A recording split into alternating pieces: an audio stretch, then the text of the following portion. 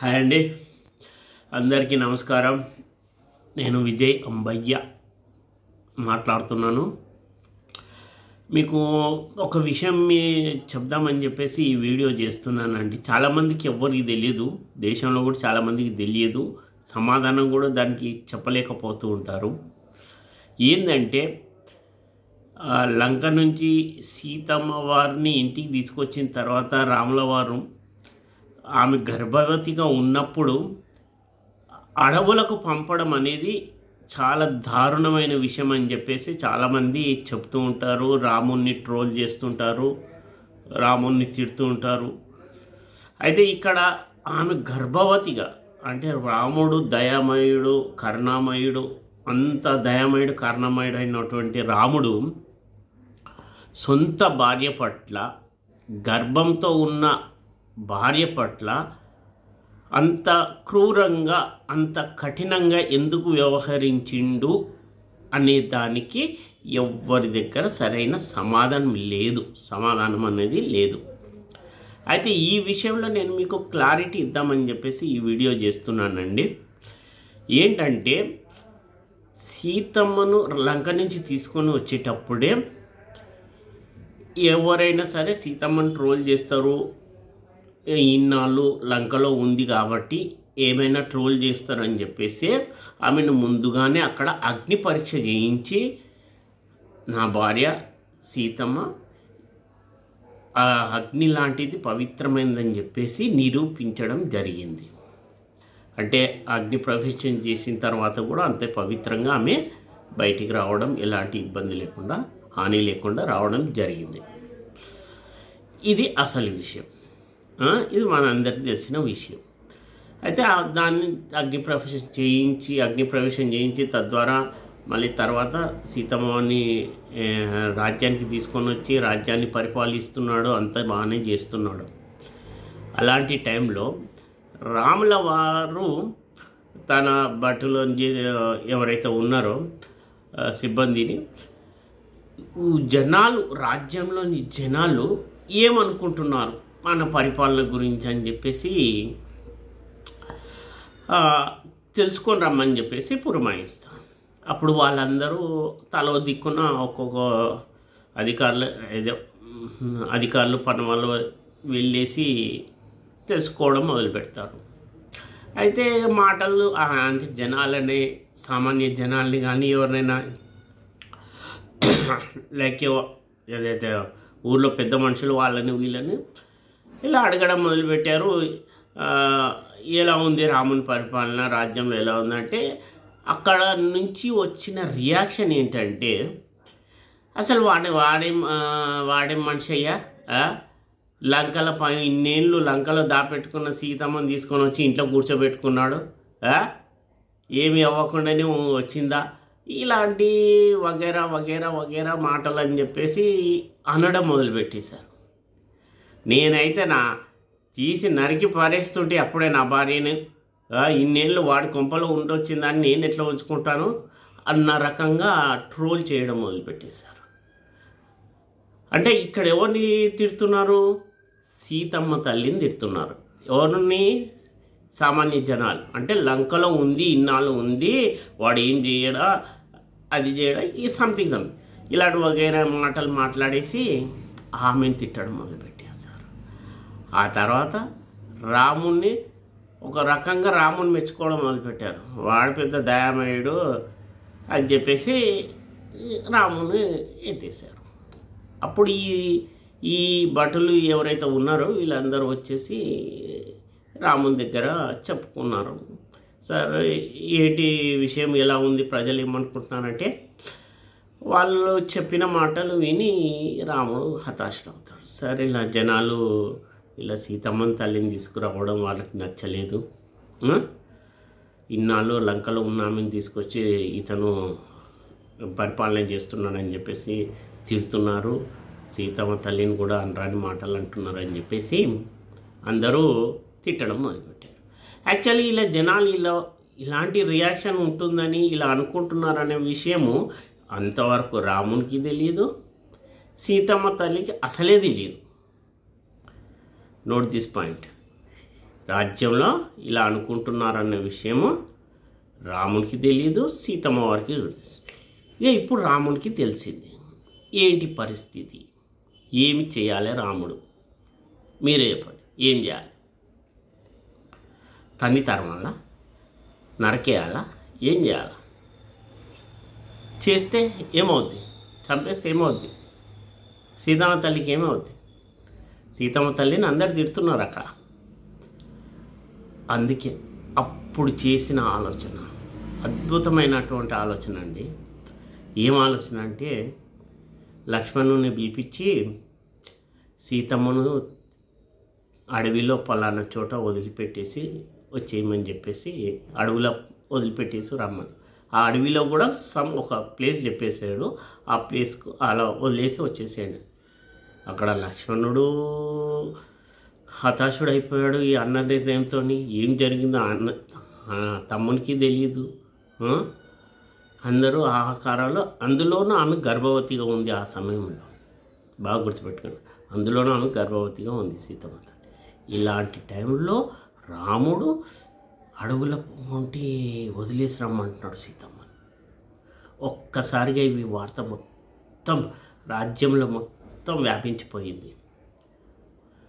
అక్కడికి జనాలందరూ షాక్. రాముడి నిర్ణయంతో ఏంటి, అయ్యో గర్భవతి ఉన్న ఆడామెను పంపుతున్నాడే, జాలి దయ కరుణ ఏమి రేవా అని చెప్పేసి రాముడిని తిట్టడం మొదలుపెట్టేశారు. ఇక ఆ రోజు నుంచి సీతమ్మ వారి మీద సింపతి పెరిగింది, జాలి దయ, అయ్యో పాపం అని చెప్పేసి అందరూ ఆ అమ్మ సీతమ్మ తల్లి పట్ల జరుగుతున్న ఈ అన్యాయాన్ని చూసి చాలా బాధపడుతున్నారు. రాముడిని తిట్టడం మొదలుపెట్టేశారు. రాముడికి ఇవన్నీ విషయాలు తెలిసిపోయాయి. ఆ టైంలో ఆయన అతను చెల్లించలేదు. వదిలిపెట్టాలంటే వదిలిపెట్టేసేయాలి. అయితే ఇక లక్ష్మణుడు తీసుకెళ్ళి అడవిలో, ఏదైతే రాముడు చెప్పిన అడవిలో ఏదైతే క్షేత్రం ఉందో అక్కడ వదిలిపెట్టేశాడు. మరి ఏంటి అప్పుడు సీతమ్మ తల్లి క్రూరమృగాలు చంపేస్తే ఏంటి ఇట్లా క్రూరమృగాలకు వదిలేశాడని చెప్పేసి. అయితే ఇక్కడ విషయం ఏంటంటే, రాముడు చెప్పిన ప్లేస్ ఏదైతే ఉందో ఆ ప్లేస్లో అది వాల్మీకి క్షేత్రం. ఆ వాల్మీకి క్షేత్రంలో అడవే, ఆ అడవిలో వాల్మీకి క్షేత్రము వదిలిపెట్టి రమ్మన్నాడు.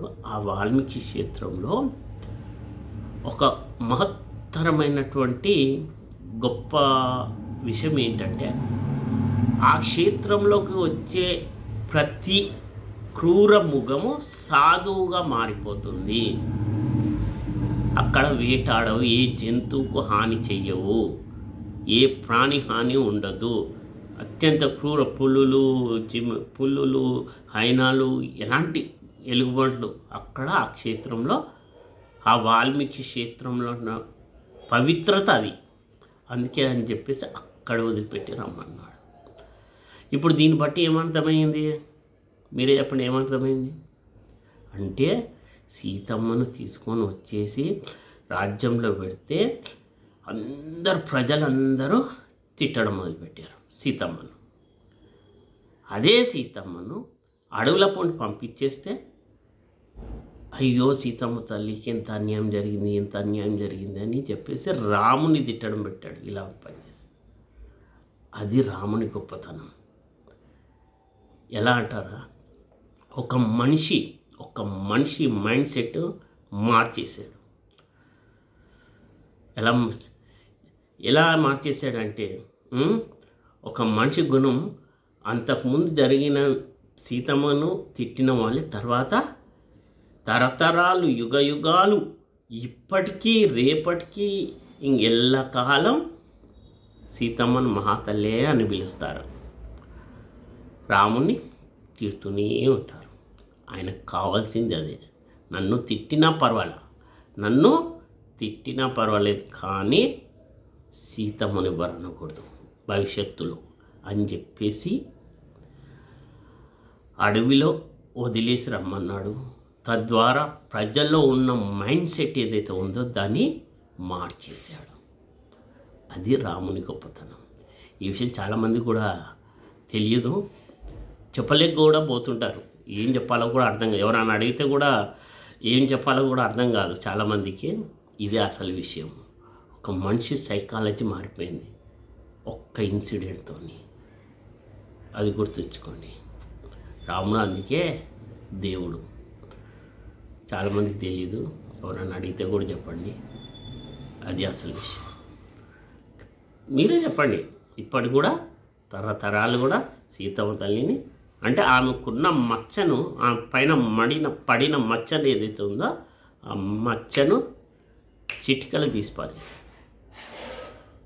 ఎందుకు?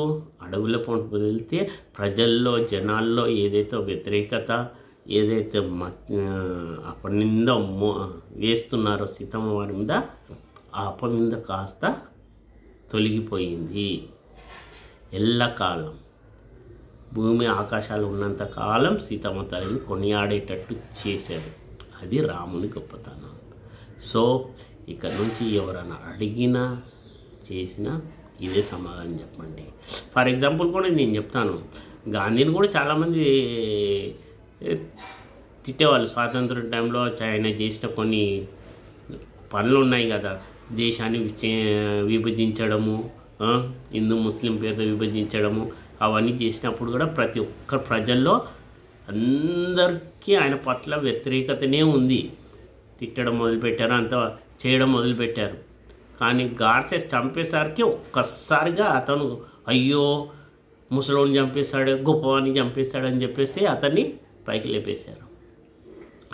అలాగే రాజశేఖర్ రెడ్డి గారిని కూడా, ఎన్టీఆర్ గారిని కూడా అంతకుముందు తిట్టిన వాళ్ళే,